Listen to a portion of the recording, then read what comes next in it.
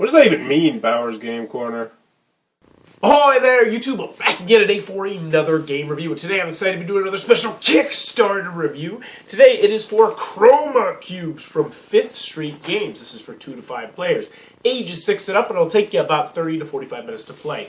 And in Chroma cubes, you will be chucking dice and coloring pictures and trying to have the most glorious picture completed before everyone else. Sound intriguing? Let's open it up and see how it works. Alright, and we're going to take a look at what you're going to get inside of Chroma cubes. As I always like to mention, this is the promotional copy I have in front of me. What you see very well may change. I know they're going to have nice dice, silk screen dice, and it's going to play up to 5 players, so there'll be more dice. I'm sure there might be more coloring sheets. Various different things are going to change by the time it gets to you. So first we got our handy dandy rule sheet. It is 1 page, single-sided. It gets its job done very easily. This is a very simple game. You probably only need this once or twice, never need it again. Big thumbs up on the rule booklet. Next we're going to take a look at how you play, or how you win I should say. Then we're going to take a look at the components, and we'll get into how the gameplay works. So in order to win this game, you're going to be trying to fill in this entire picture. And there are 3 pictures, as you can see down here, that are included in my copy, the reviewer copy. But the thing is, there's going to be points down here as well. So as you can see, if you complete this present, and you're the first person to complete and fill in everything in this present, you'll gain 14 points. The second person will gain 12, 12, 10, so on and so forth. This present in the middle, if you're the first person to complete it, you'll gain 12 points. And as you can see, as people fill in the presents, you're going to be gaining less points for them. Now, how do you fill in the presents, you ask? Well, there's going to be little letters on them.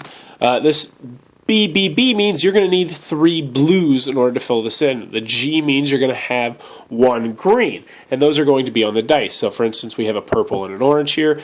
So if you wanted to fill in, say, this one right here, you would need 3 purple dice. But we'll get more into that in a second.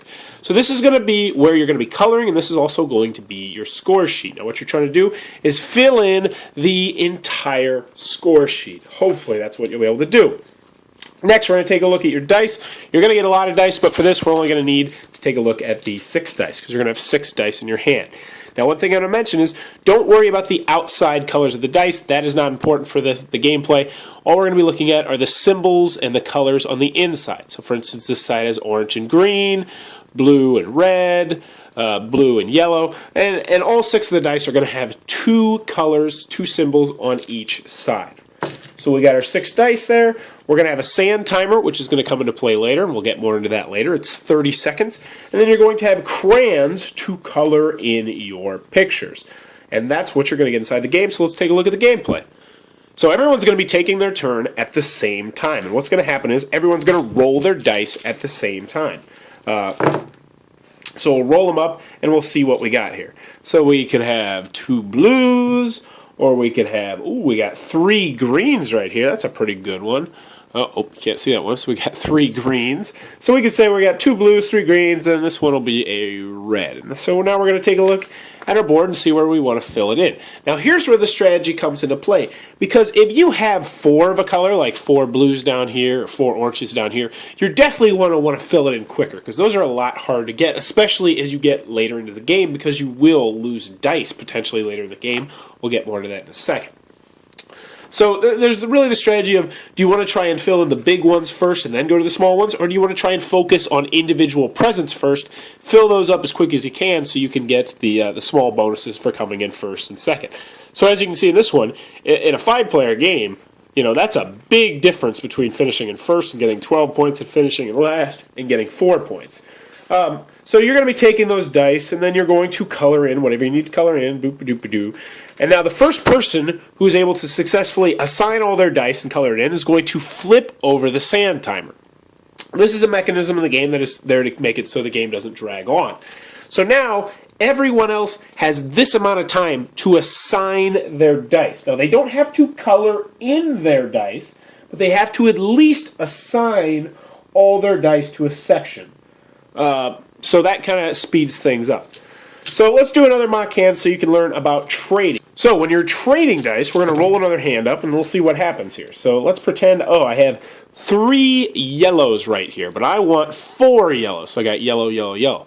Luckily in this game, you can trade any of your dice for one other dice. So you could trade one guy over here 1 dice, or you could trade him 2 dice, or you could trade him 3 dice, as many dice as you want to do.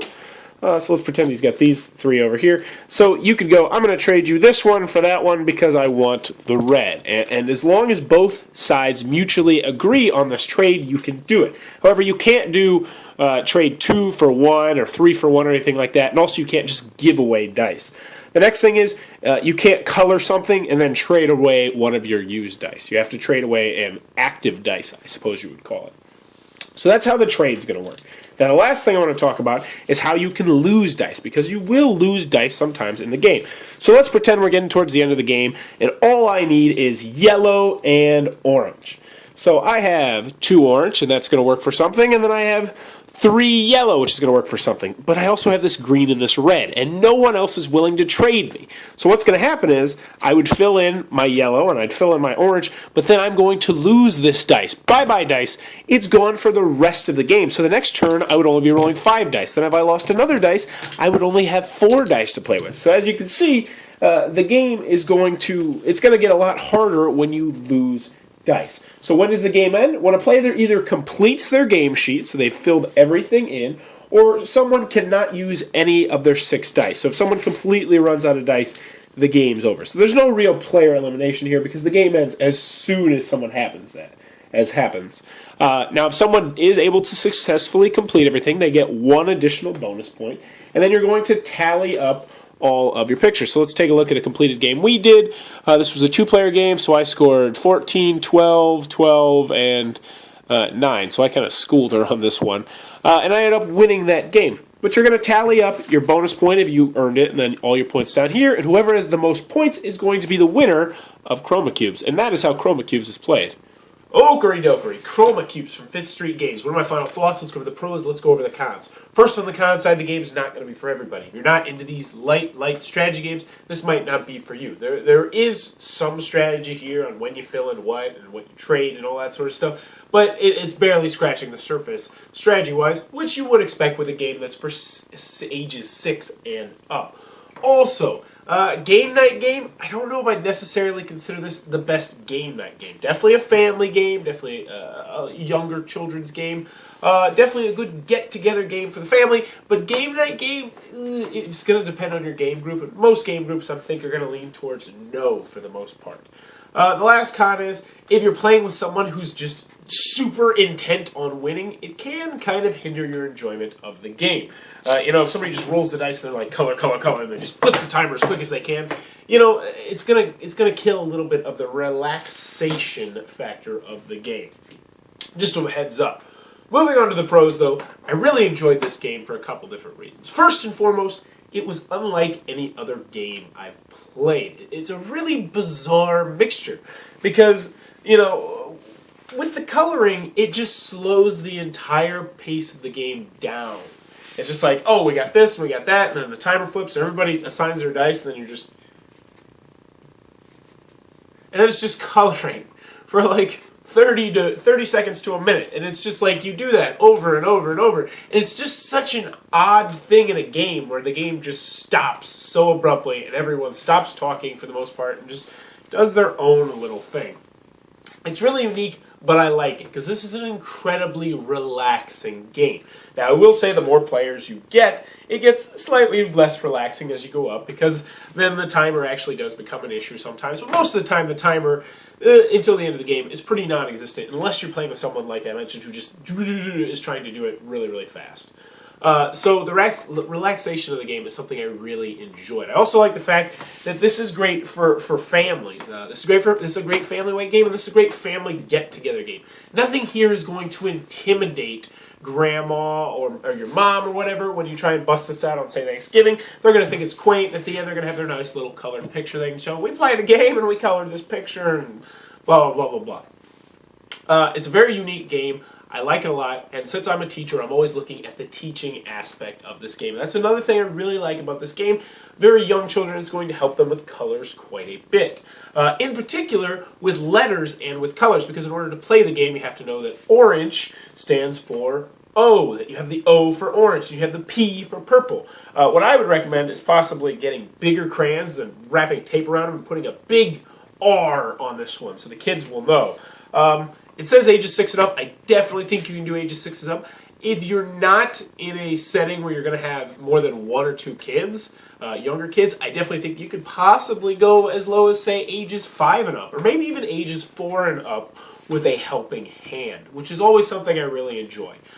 So overall, do I enjoy the game? Absolutely. It is a very unique change of pace. I enjoyed it quite a lot. It's going to have excuse me. It's going to have a spot on my shelf for quite some time because it's unique and it's relaxing. And that's not a word I use in reviews hardly at all. So, if it looks like it might be your cup of tea, click on the Kickstarter link below. Tell them Bauer's Game Corner Central. Also in the comments below, let me know, what is your relaxing game? What's this game that just de-stresses you out? Post in the comments below because my wife really likes this game and I would like to find more relaxing games. But if you enjoyed this channel, please be sure to subscribe and click on the subscribe button down below. Thanks for your time, YouTube. That was the review for Chroma Cubes. For more reviews and previews, check back at Bauer's Game Corner.